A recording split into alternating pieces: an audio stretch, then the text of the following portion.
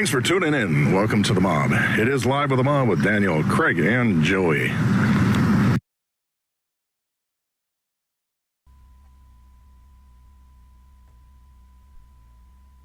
All right, we are back this week. We're here live in The Mob. We have Dr. Jamie Meyer with us.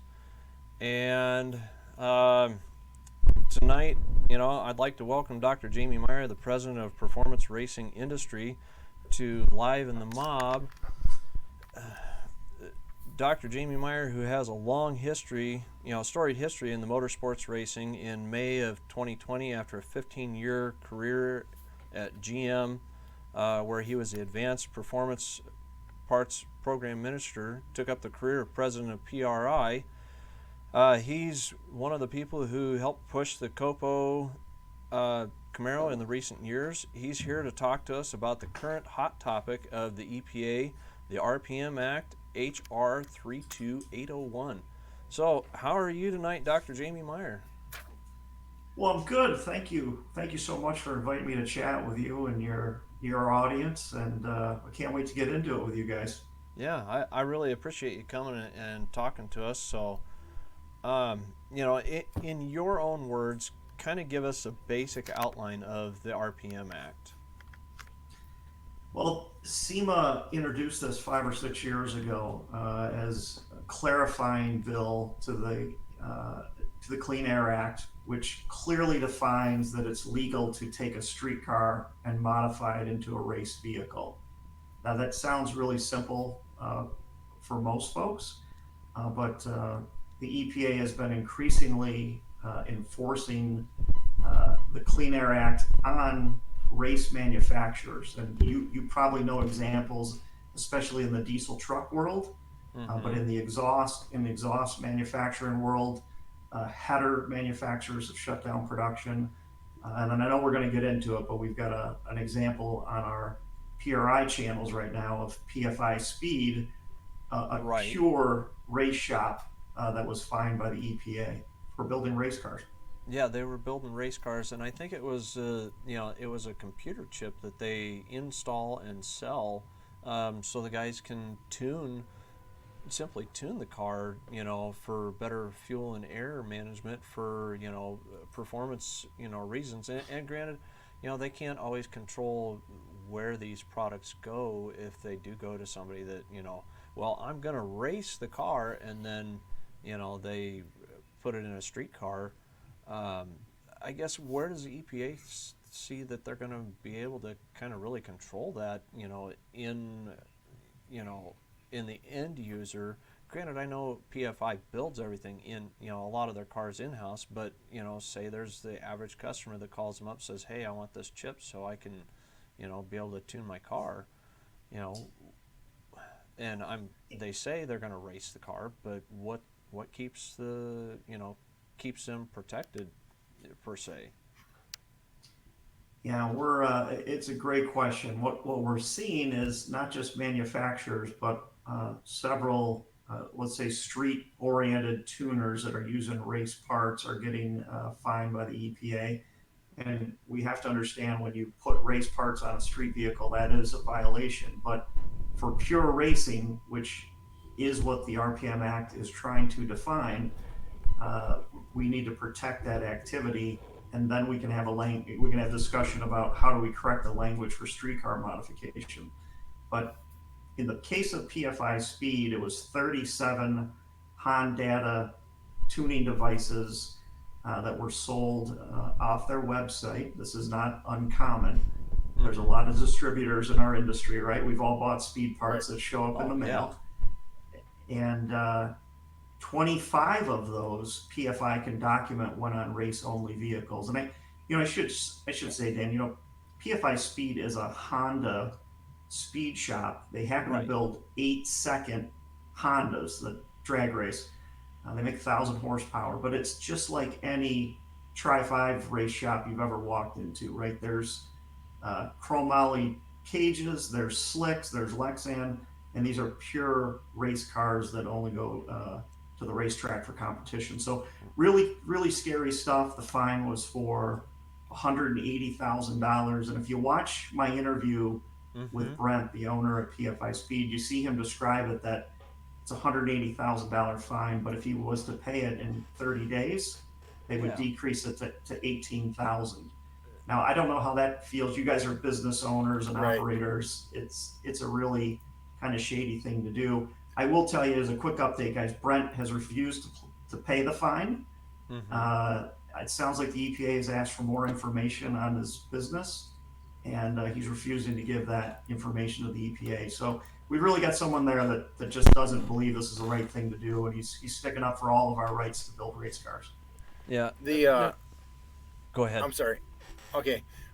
First of all, thanks for coming on tonight. Yeah. As Daniel brought this to my attention, I'm going to be honest.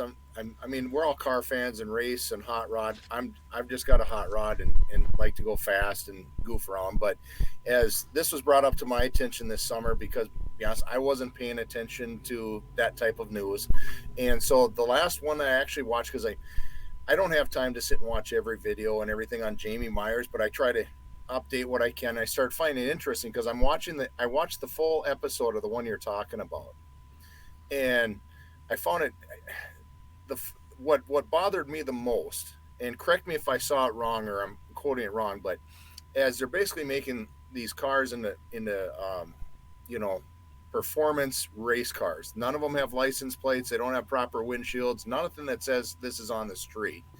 And as the EPA handed out the fine that you just mentioned, they never bothered. It's not like you know, where you get an IRS audit and they send somebody out to look at stuff, or you've got to go to an office.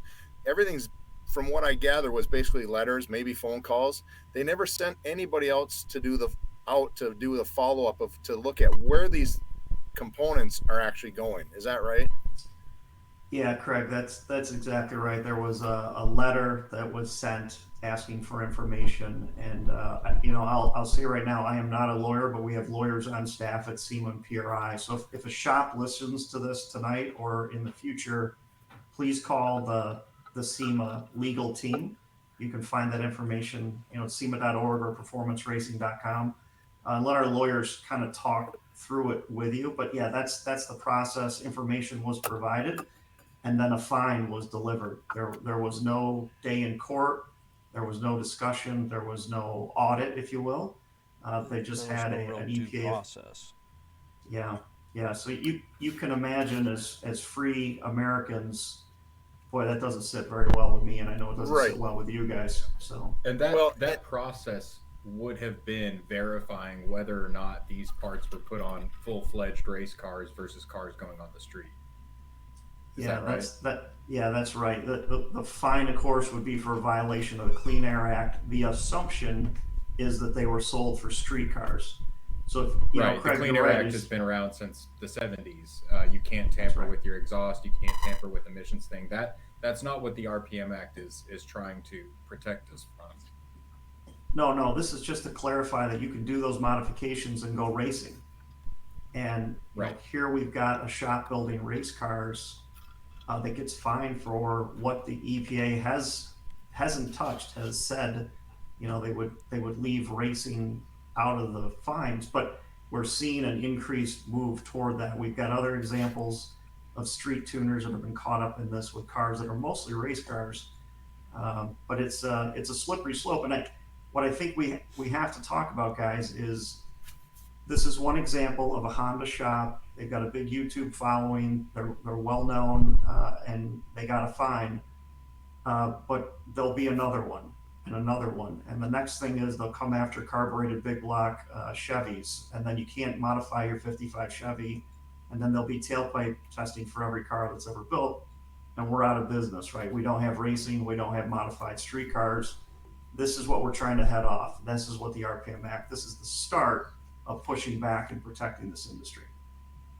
Would you say? I mean, I'm going to be, I'm not trying to be political, but the way the world is kind of going with green energy, electric cars, we see gas prices right now, you know, going up and all of this stuff. And I know, like in the state of Minnesota, Governor Walz has come out and said, you know, and I'm not sure if it's passed yet, but he's trying to pass the bill or legislature that says every car lot in Minnesota has to have such a percentage of electric car sales, which honestly, if you're selling 10 cars on your lot, some smaller dealer, he's not going to have electric cars, and it's where it is. So they're basically going to be running some of these people out of business. And then, so like my question back to what we're talking about here is, so the business, or is it PRI or PFI? PFI, So the business. PFI Speed is the shop. Yep. Yeah, I Right. work for PRI, the greatest racing trade show in the world. You guys Yep. will be there December 9th through 11th, so I'll see you there. High fives for everybody. Right, there we go, self-induced high five. So the fact is, hang on one second. Come on, my dog's got to get in here. She's scratching at the door. Okay, so the question being is, so he's going to fight it. He hasn't paid the fines, and the way I look at it, they say here, pay $18,000 by the end of the month, and you're good to go. Or if you don't, it's going to be 180. It's kind of like the mafia, because hey, you pay a little today or a lot tomorrow. They're strong arming you into something. Is that basically a way to deter them from getting a lawyer involved with this? Just because we all know that legal action, everything costs money, but 18,000, it's not a drop in the bucket for anybody. Just get it done and pay for it, because if you pay, that mean they're coming back again also in 3 years if you're still trying to sell these parts and do stuff. I mean, I'm kind of at a loss. Craig, there's a lot of questions in that. So Yep. I'll try. I'll say, first of all, I don't have my legal team with me, and I'm absolutely Yep. not going to interpret what the EPA thinks or does or what their strategy is. I want to be really careful there. All I can do is talk about that case and the interview that we did with Brent, and it smells like you know what, and we've all got to start paying attention. So I'd like to round the corner, understand that this industry is in jeopardy, and say, what do we do now, right? Like, how do we get the RPM Act through? And how do the four of us tonight make a difference in the future of the racing industry? And there's two ways that you guys can do something right now. So if you go to saveourracecars.com, saveourracecars.com is a website run by SEMA and PRI. And you get on there, and the first thing you can do is contact your lawmaker. Contact your representatives. There's two ways. You can send an email. It's super easy. Just put in your zip code, and we actually populate the email that you're going to send. But you guys are in the business, so you can personalize it, right? If I don't get the RPM Act passed, it's going to affect my 5 employees. I'm going to be out of business. Whatever your case is. We're also starting a phone call campaign this week. So we'll give you the number to your representative. Call them. We've got a script there, and you can talk through why the RPM Act is so important for you. The third thing, or the second thing. I actually pulled up the website. The link is there for Call Your Lawmaker, and there is a link there for Write Your Lawmaker as well. And those watching right now live in the mob, I have posted the link in the comments, and I will post the links later. But also those watching on YouTube, I will have the link in the description down below. So make sure to click the link. Yeah, thank you. So, Okay, so you're those on are the the things we third. can do. The third thing you can do, guys, is we've launched an individual membership at PRI. So you can become a member of PRI. I want you to think about PRI for the racing industry as NRA is to the firearms industry. So the future is we've got to become organized. We've got to be a community of activists, and we've got to be a group of people that say, no, we're not giving up racing. We're not giving up modifying cars. That's an American way of life, and we're going to protect it. So it's $40 to be a member. You'll get a ton of communications. You'll get benefits along the way, and you help keep racing free in the United States. Now we had we had a question here on the live. Would personalized correspondence be better than everyone sending a form statement? I mean, does it help any getting personalized letters, or is it just the generalized letter? Is that kind of says everything in the correct terms and correct words? Yeah, I love the question. I would love them to send a personal letter. I'd love them to say what they think about racing and why racing is so important, how it'll affect them. Guys, racing's a family sport. You think about how many moms and dads and kids go to the racetrack. I'd Oh, love to yeah. have the racing mom send a picture of the family. Say, this is my way of life. I love racing. That's why we need the RPM Act passed. Make it very personal. Okay. Well, because would you say that? I mean, maybe it's a broad statement, but if racing goes away, to as of what we know it now, I mean, basically even the streetcar, the hot rods, the street rods, all that goes away because the aftermarket parts, like I've got a supercharger, under and fuel injection system on mine, that just kind of starts going away because it's the whole community. Is that kind of way we'd say it? Yeah, I think racing is the start, right? It's the purest form of modifying a vehicle. But this, guys, this started in the 40s and 50s with guys just playing around with cars and being very creative. We love that. Running moonshine. Well, that was in the 50s or 60s, I think, but there were a lot of tri-fives in that thing. So, Yep. Yeah. but I think the so point that- here is that industry, the racing industry and the subsequent parts industry, I mean, there's 1 million Americans employed by it. It's a $45 billion a year industry. That's right. And there's a sensitivity effect from racing being the nexus of all of the production that we have today, down to your gas pedal covers or your low car shift cables. You can trace all that back to a need that developed from the performance industry. It's and pretty Joe, critical I that we maintain I that. think about the personal development, right? Think about how much better a person you are when you're around a race car and you've built a car, and the accomplishment and the feeling of pride, the teamwork, the challenge. We're talking about the STEM programs for kids. My gosh, get them involved with a race car. They're going to be an engineer just Yeah. because you have to be, right? So those are the things you should be Almost all talking major about. universities Yeah. Almost all major well- universities now have a Formula SAE or some sort of racing program that would go away without that kind of protection. Yeah, That's and right. and that kind of leads into my next question here. You're kind of talking about what all it affects, and at this point, I'm quoting Patrick McHenry from North Carolina. How many racetracks and classifications from stock car to drag racing to monster truck to Indy to Le Mans racing will that affect? I mean, from the national hero to the weekend warrior, I mean, is that going to necessarily affect your cars that came, like your top fuel dragsters and your NASCARs? Those didn't come from a factory with a VIN tag. Is this going after everything as a whole, or is the EPA just going after, the cars with a VIN tag? Well, the RPM Act is going to protect the street cars being turned into race cars, Dan. So, really insightful question. An Indy car or a dragster was never a street vehicle. But my gosh, you think about all the low level, the grassroots circle track, the late model cars, all of the cars I grew up drag racing. We all modified street cars. We all took them racing. It's 90% of the industry, guys. You know that. Oh yeah, most definitely. Um, so then, in that same effect, how's that going to have effects on events like Rocky Mountain Race Week or Hot Rod Drag Week or even Hot Rod Power Tour?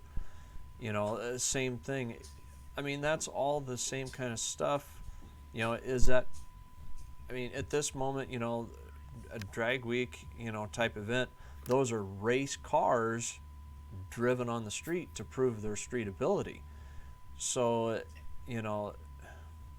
there's, I don't know, is that kind of a gray area, or is that something where, they're going to say, well, they're race cars, and, well, if they keep them at the track only, then we'll allow them, but if they're going to drive them track to track, then we're going to jump all over it. PRI just put up our coverage. We have the PRI Road Tour, and we followed Hot Rod Drag Week. We just put up a great video. It gives you some highlights. Look at some of those cars. And when I watch it, I think about how every one of those vehicles is in violation in the eyes of the EPA. And every one of those drivers could be fined. Every shop that was built could be fined. Every manufacturer could be fined.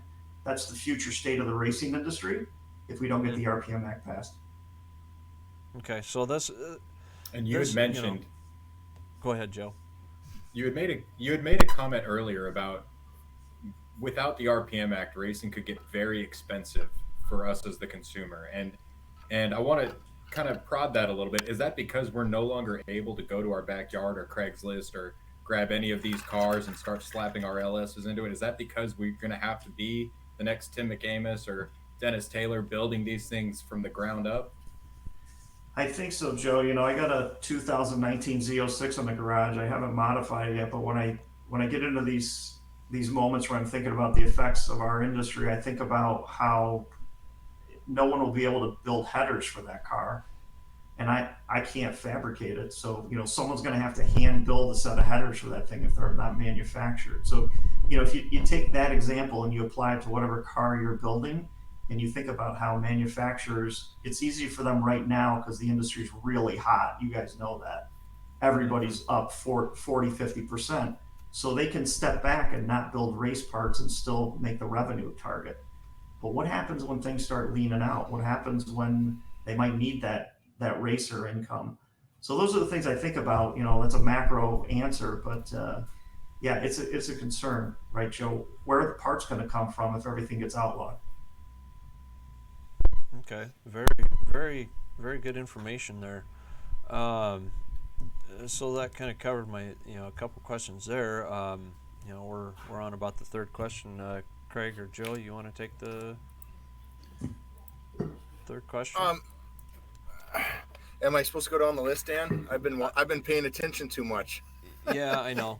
The third question is, with the EPA ruling. Yeah. Say with the EPA ruling, little or no input from the professional to the little guy, and from mom and pop's part stores to the big box like Summit or Jegs.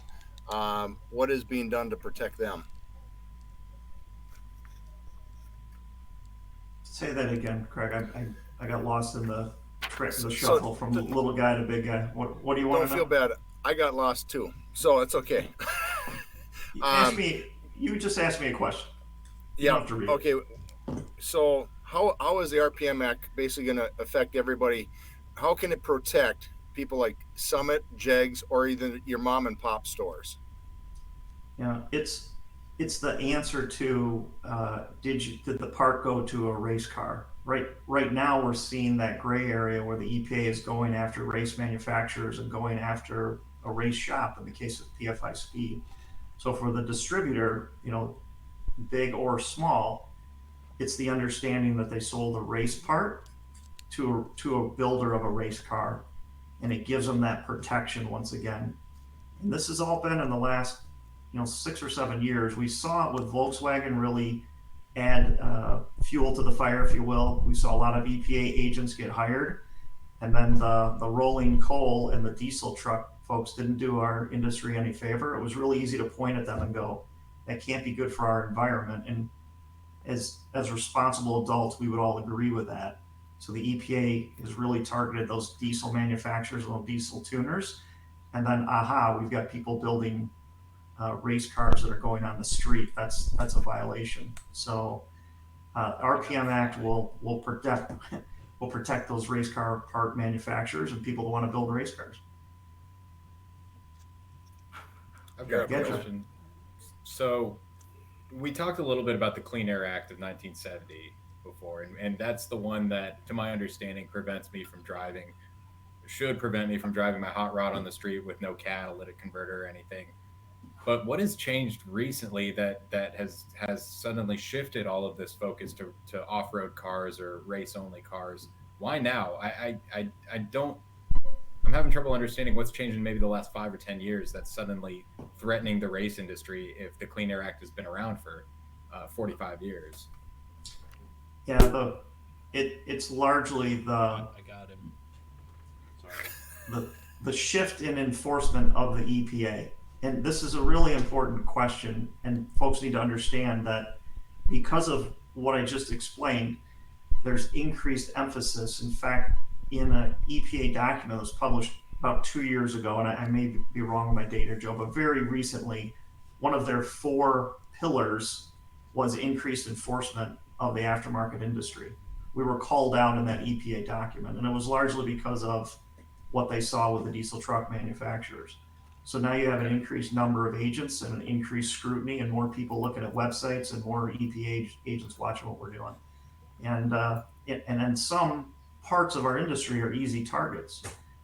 We want to be a really hard target. We want to be really, really smart. The future state could be, hey, with all of this advanced tuning and all of the talented people in the aftermarket, some of these ICE vehicles, internal combustion engines, some of these ICE vehicles are very efficient. In fact, let's run a tailpipe test on some of these modified vehicles. Gee, they're really clean.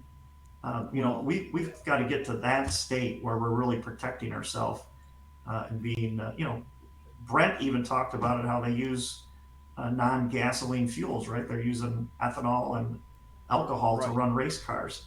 A really smart answer, right? So yeah, and that's something that I was going to kind of ask about when we kind of got to that. We know a lot of the, stuff, whether it's Craig with your Phytech fuel injection or the Holly Sniper, a lot of these fuel injection units that are available on the aftermarket are actually making the vehicle run cleaner and better. And most of your race applications, in all honesty, as well as I do, you don't tune them to be fat and run poorly and burn oil, and the maintenance that goes into a race engine and whatnot.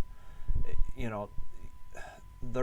run and are way cleaner and way better than what they were from the factory.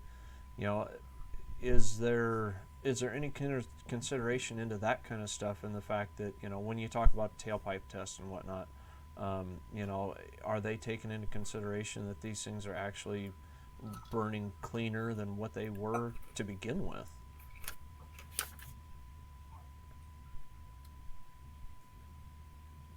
Good question, Dan. I'll jump in.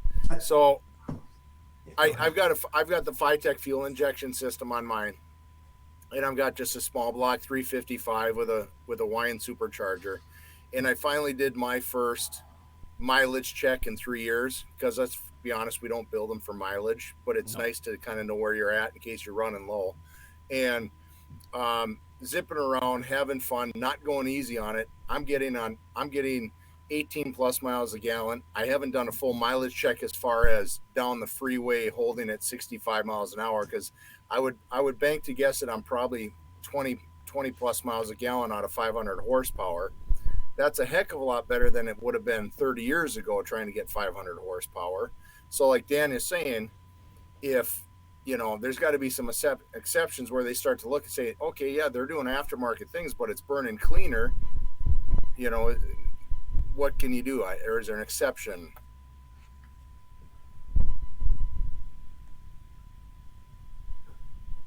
you're asking me?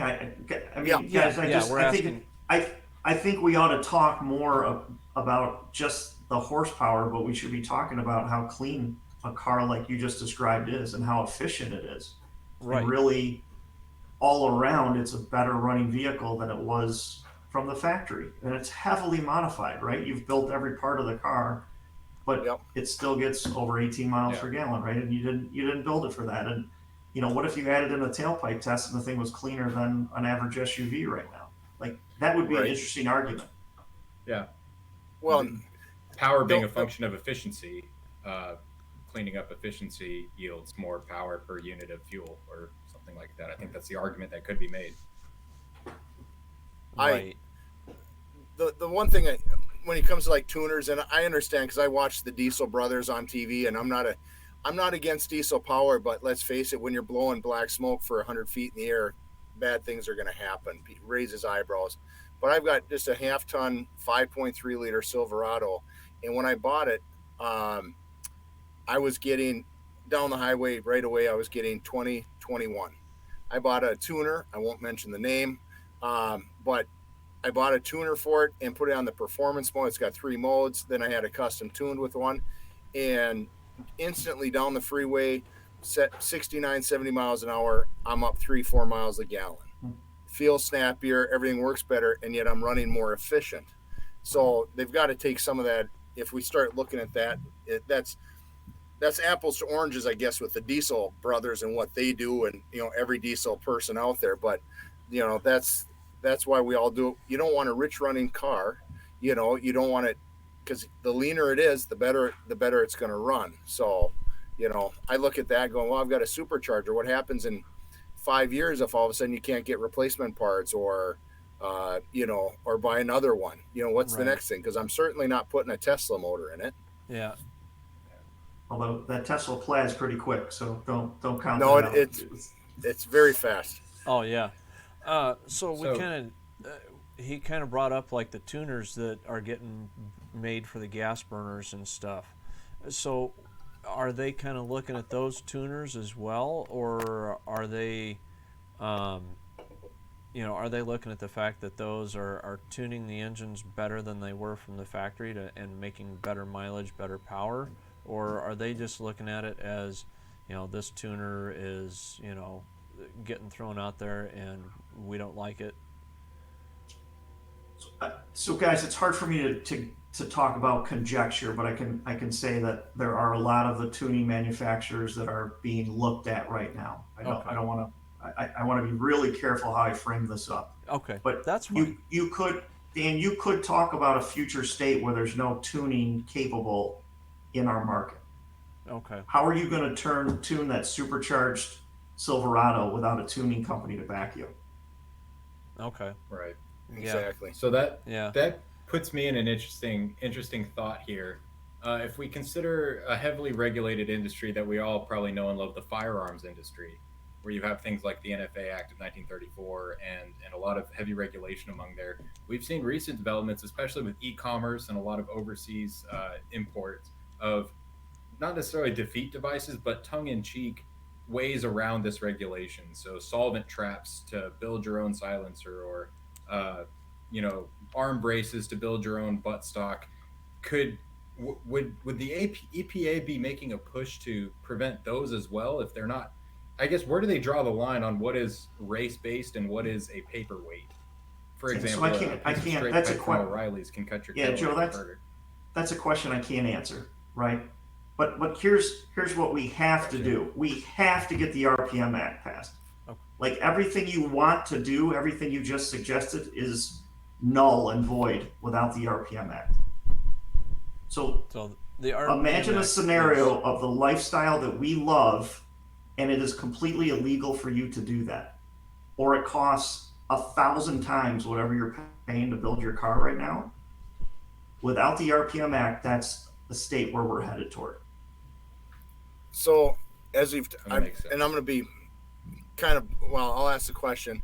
So the RPM Act, when is there a time when it's coming up to vote, or when it's going to try to get passed? When is that? Yeah, that's a great question. It's a critical time right now. It's in the House, and it's also been submitted by the Senate. What's really important is this is a bipartisan bill. So we've got Democrats and Republicans that are on board with the RPM Act, because racing crosses the aisle, right? Everybody likes to race. So right now, if you call your lawmakers, right now, if you call their office and say, hey, I need the RPM Act passed, it's really important for my business, it's really important for my community, it's really important for my family, I have to keep racing, it's critical. And I'm never going to vote for you again if you don't get the RPM Act passed. We need that pressure in all 50 states right now. We need it right now, because there's committee meetings going on, and remember, guys, there's 20,000 bills that get submitted with every Congress. So we're in competition with all these other groups for their attention. We've got to be the loudest voice. We've all got to come together. The Tri-Fives, the truck guys, the off-roaders, the drag racers, the circle track, we all have to call our representatives right now. Critical. We got to push. Get it in committee, get it voted. We need the RPM Act right now. Then we can talk about how we're going to protect streetcars. Okay, because that was going to be one of my questions, because I'd actually talked with Kyle Loftus from 1320 Video, how do we protect the streetcars? So as far as protecting the streetcars, that's kind of, that's the second thing that's going to be focused on with PRI. First and foremost, we're going to protect the race cars, and that gives us a platform to build on to protect the street cars. Yeah, guys, because I'd love to go into the conversation about some sort of an NFA type arrangement where I pay $1,000 on my Corvette and I can do any modification I can come up with, because it only goes like 1,000 miles a year, 2,000 miles a year. Like, that's a logical argument we could have, but it doesn't matter without the RPM Act. It doesn't matter. So we've got to get through this hurdle, and we've got to show our political capabilities, guys. We've actually got to be activists. The firearms industry is awesome, right? Because every gun owner gets pissed off, and every gun owner calls their representative. You guys are on all the NRA mailing lists. You guys are all Gun Owners of America members. And what do? Every single day I get an email from both organizations. Yeah. Every day. Right? That's how we got to be, guys. Yeah, like, and we get playtime's over. Playtime's over. We got to be real activists. You guys, as leaders in this community, have to take the charge. And you've got to call your representative every day, Dan. Send them a letter every week. Send them a picture of your race car every week until we get the RPM Act. We can't let up. So, and that goes for everybody. Okay, guys, so those 365 pictures we put up, send them to your reps as well. Every day that you're working on your project, send them a pic of your progress. And that goes, as far as our guys that are watching live, right now in the mob. And then when this goes live on YouTube, everybody watching on YouTube, again, go to the saveourracecars.com, click the links and, send individual emails, and send them pictures of your car so they know what you're working on, and send them, some individual letters, even the regular emails, which I think it doesn't matter how many times you email them so long as you keep pressuring them. I shouldn't say pressure them. I should say, keep bothering them or sending them the emails so they see them and know them. Well, I love it. This is what we need, guys. And we got to keep it up. So I think Joe kind of mentioned it a little bit, but we have kind of a little saying with our group. I always call it Project 1365, because life can be overwhelming, no matter if it's building a car, building a relationship, being with your friends, whatever it can be overwhelming because you have too many things to do. So I got taught one time, and I know these guys have heard it 1,000 times on the group, but it's about just doing one thing a day to move forward. If you can just do one little thing a day, you're moving forward. And at the end of the year, you did 365 amazing things. So maybe Joe I think this is what you're hitting on, Joe, is the fact that if our 1365 can be, hey, every morning you get up, turn the computer on, send that email, done, maybe even schedule it. So every morning at 7 a.m. you send that email out. That's your 1365, because it's not only for us that have cars. My son's 17. Will he ever get to enjoy this when he gets old enough to afford something? Well, the next generation and all the generations in between. So it's a very poignant point, is like just one thing a day to move forward. And I never kind of thought about that with this. And because honestly, when it comes to the lawmakers in Minnesota that I like to butt heads with, but you go, my vote doesn't matter. Too many people, I think, say my vote doesn't matter. There's too many people in the world, but there's so many people right now that don't understand that. I think what I've learned tonight is it's not racing. It's the families, it's the racing, it's the parts, it's the employment, and it just goes down the road from then. And you go, is our street rods, is our race cars our freedom in this country? No, I think that's too broad of a stroke to say that. I mean, but this is how we grew up. This is our passion. And when they start to try to say, no, you can't do your passion anymore, even though I think there's a greater thing out there that's pushing us in a different a different direction. Let's see, if we can do that one thing, I guess, and I got to look at myself too, because I'm probably a little lazy at this part of it, but I'm looking at the PRI website right now. I'll join. That way I get the free email every day anyways, and contact the lawmakers, because I bet you I would probably say that for 5 lawmakers, maybe one of them has heard of it, because it's not on the top of their list. Is that fair to say? Well, they're busy people, right? They got a lot of groups after them, but that's right, Craig. We gotta make sure they think about it. We gotta call enough. We gotta send enough emails where their staffers have a list, and they have all of these hot rodders calling about the RPM Act, and it's on their list every day. That's the goal. Now, do you have any, besides your main page, is there any like chapters throughout the United States of like, Midwest or East Coast of like groups of guys that can get together, or at least communicate with each other, where people gather a car? Hey, I'm going to be at this car event. Maybe we can hand out flyers or go talk to people. Is there anything like that? It's super insightful. There's a group called the North Carolina Motorsports Association, and I would look at them as a model for state chapters for PRI. And I've talked to David Miller, who's the executive director of that organization, about how we could model that. But yeah, guys, maybe you guys can start the chapter in your states. PRI will evolve. We're going to be a membership organization. Next year, we'll be running a rig around the country to different race events, signing up members, and talking about what we got to do to protect the racing industry and grow it, to get more kids involved and get more investments in the racing industry. So, yeah, we're going to need state chapters. We're going to need activists at those local levels that are the watchdogs for this industry. Well, I mean, because if I think about it, we have back to the 50s here, which is 13,000 cars on a good Yeah. year. I think this year we were 11. And honestly, to have something to do there besides enjoy the cars, but wear the T-shirt, hand out the flyers. I mean, you got 13,000 guys that love cars. That's what it's Right. about. Right. And granted, most of them aren't. Some of them aren't modified. Some of them are restorations, things like that. But they appreciate, as car guys do, we appreciate all the cars.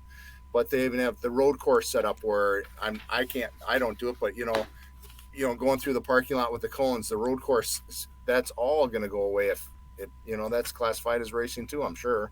Yeah. But it's sad. Yeah, I've heard great things about that event. I'm in Detroit, guys, so we have the Woodward Dream Cruise. If you haven't done the Woodward Yep. Dream Cruise, you'll want to stop and see that at some point. Amazing Yeah, event. I've wanted to go out and do that, but it's, as we kind of talked a little bit before we went on air, it's kind of, I'm in where I'm at, it's just me and Dad working, so it's kind of hard for me to get away to do stuff anymore. But You will. you know, You will. we will. Someday you will. we will. I think we've touched pretty good on the whole works and everything.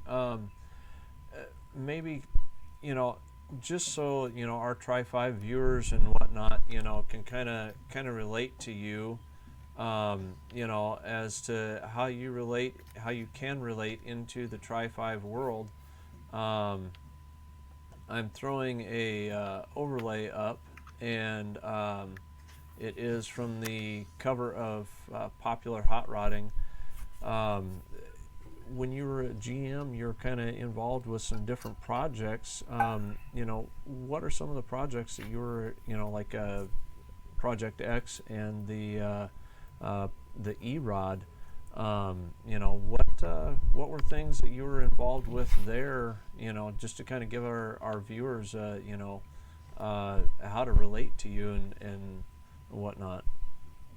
Yeah. Well, look, I started at General Motors in 2005, 2006. I came in as a marketing manager for the crate engine line, and got to work on big blocks and small blocks. And the LS was relatively new. We know what's happened since then. Circle Track was a huge part of that portfolio as well. I was there for a few years, and I went downtown. I worked on the vehicle-specific parts line, and then ended up being a program manager and working on future GM vehicles. But yeah, definitely the crate engine business was awesome. I launched the Anniversary 427, which was a ZL1 recreated off the original tooling from that amazing engine from 1969. We launched that crate engine in Project X. I reached out to my friend Doug Evans. He was running Source Interlink at the time, and I actually signed the contract. I had owned Project X technically for 12 months because we brought it into our facility at General Motors, and Mike Copeland and a talented group of technicians built that thing into an amazing car. And then later on, I developed the concept of an emissions legal crate engine for Chevrolet. We called it E-Rod. It was an LS3 that leveraged the emissions equipment off a production Camaro. And we looked around the shop. We had this gorgeous 55 Chevy there in the Heritage Center, and that was a vehicle. It was actually a really affordable build. If you ever get a chance to see that car, I know Bill Martins takes it to the Tri-5 show in Bowling Green every year. But really simple car, beautiful coloring, Simple, I think they were 6-cylinder Camaro steel wheels that we used, but a very modern drivetrain, an LS3. I drove that on the Hot Rod Power Tour. Just a gorgeous car, and one of those timeless American classics that everybody looks at and just smiles and enjoys it. So, look, I love what the Tri-5 represents to our industry, to racing. Right, there was quite a race car when it came out in the '50s, and launched the small block Chevrolet, of course, and everything that has come since then. So. I love the cars, guys, and I went on. I think we mentioned I launched the Copo Camaro program for Chevrolet Performance. Right. Sold the first 69 units times 3 years, and just have a lifetime of memories of calling people. I will tell you the one story I often tell, but one of the buyers had written in his bio that he had ordered a '69 Copo Camaro, and I asked him about it when I got to him and I could place his order, and he said, "No, I never got the car. He was in Vietnam fighting for the country, and he was worried because his grandmother was going to have to drive the car home from the dealership, so he canceled. He canceled the order." And when I had him on the phone, I was like, "What an amazing story!" I'm like, "So did you ever buy one?" He's like, "No, I've been waiting 50 years for you to call me." And Nice. those are the kind of moments that remind you these cars and these race cars are way bigger than steel and aluminum and rubber, right, guys? These are lifetime Oh, memories. cars They're, can be family. yeah, they're family, they're our community. So don't ever let them take this away from us. I'm gonna ask a couple quick questions, be a little more personal. What was your first hot rod or fast car that you owned? First one. So I got an '86 GT Mustang when I graduated high school in 1987. So but I will tell you, my mom had an order in for an '87 notchback with 308 gears and vinyl interior, radio delete. The car was going to be late for my high school graduation, so she paid more money for a used '86. So There you go. Favorite motor of all time. it's the LS without question. If I had to break it down, there's an LT4 in my Z06, which is awesome, but I think the LS7 is just the epitome of a small block Chevy. It's just unbelievable what that thing does. Okay. Tri-5 related. Hardtop or sedan? I think I like the hardtop. Oh Bingo. man, We got a winner tonight. no. We always have a rivalry, Jamie. Hardtops versus sedan guys. So we just have to ask. So I'm on your team, Craig. So let's go. Perfect. That's how it goes. No, this has been fun, and I'm gonna be honest. For me, it's been educational because up until these guys started talking about it, I'm busy enough where people are coming in. I don't know, everything. So I started looking at it, and I did watch that YouTube and those guys, and my heart went out to Brent because it's a simple little computer module to make it run, and it's like, what a ridiculous, after everything you've done in the shop, what a ridiculous thing to do. Yeah, I'm going to tell you, I was in Brent's shop for about 5 minutes, and I realized this is like every race shop I've ever been in my life. Like this, you know what I mean, guys? You know how like you can walk into a shop and you're like, oh yeah, I know, I'm home, right? Right. That's the feel of that place. You would bond with Brent instantly, and it just I sucks. bet. It sucks. But Yeah, look, perfect. this is the key to our future, right? What you guys are doing right now, keep educating the community, keep talking about it, and you guys are going to learn things that I don't know, right? Share it back to me and share it with your community. And we've got to join forces. Look, guys, I'm a car guy. I never thought I'd have to be politically motivated or represent a political advocacy group, but we have to do it right now.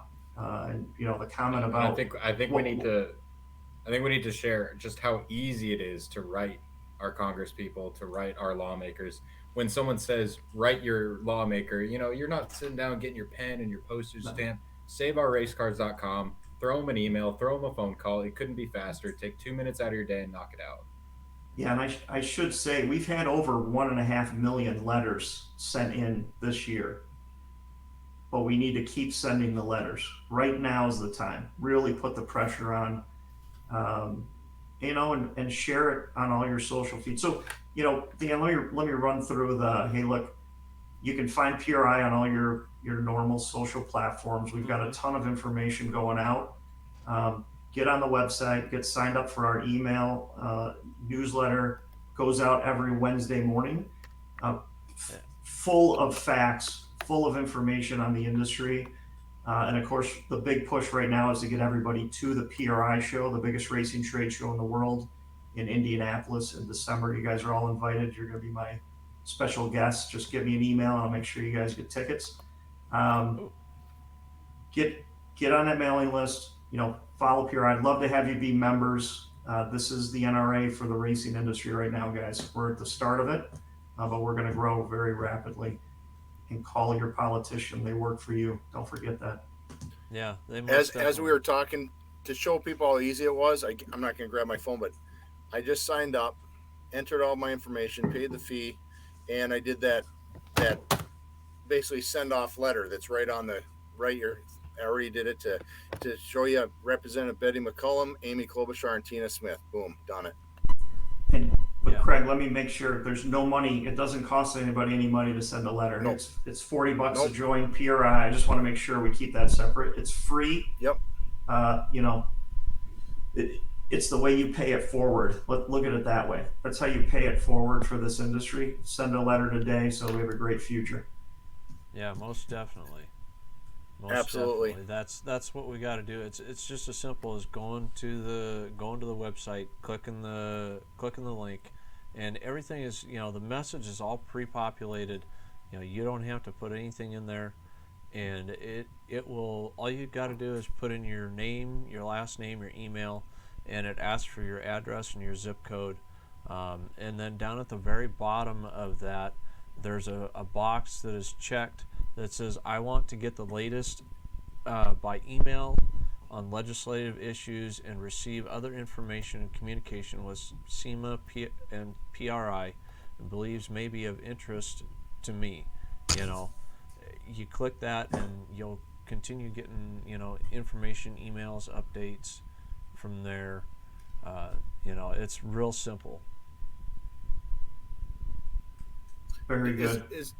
We got one quick question from Terry Bledsoe. He says, not too late, he goes, is there any big time organizations like NASCAR involved, or any top racers that are involved with directly helping? So we're going to have a couple big racer surprises at PRI for everybody there. As far as organizations, we're reaching out through our North Carolina folks to NASCAR. Antron Brown is one of our founding members, so we've got a big time drag racer involved.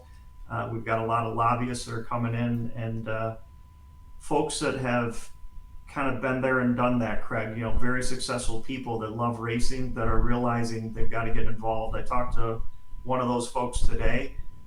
He became a founding member.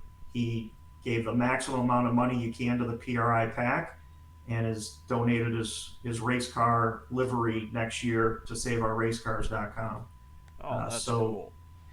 So we've got more and more folks that are joining the fight, but it's going to take everybody. And unfortunately, guys, it is a fight for attention and a fight to get what we want. But we know it's a very tough community. Do you know if the OEMs are involved in pushing for the RPM Act as well?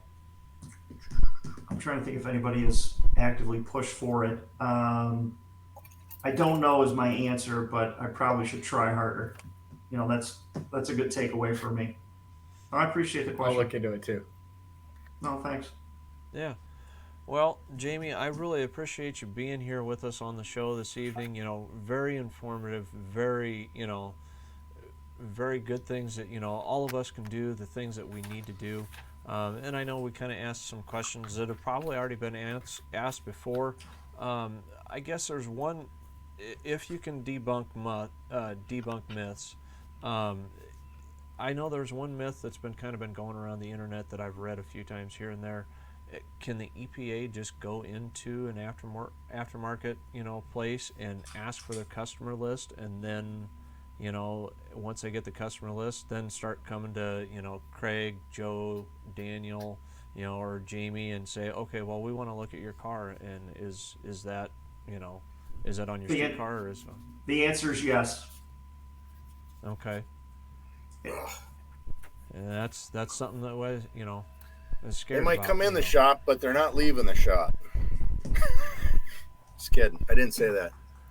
Yeah. That was SaveOurRaceCars.com. Make your phone calls. Let's not even let it get to that point. Yeah. Yeah, let's not let it get Awesome. to that point, guys. I really do appreciate having you on tonight, and I thank you for all you do, helping us and everything. In these last few closing moments, is there anything that you, want to say in closing? Well, first of all, thank you guys. Great to get to know you a little bit, and I appreciate you inviting me to talk to your community.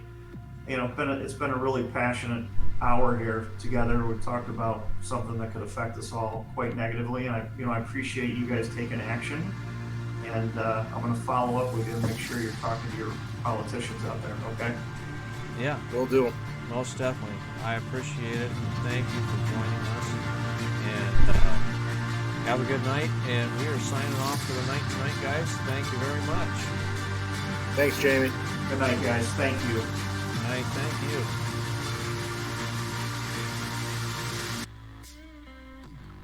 Awesome. Thanks for tuning in to Try 5 Talk with your hosts Daniel Check, Craig Westfenning, Joey Truelove, and a special thank you for our background designer Chad Reynolds, and a special thank you as well for our production analyst Joe Miller. Thank you for watching, and we will catch you next time.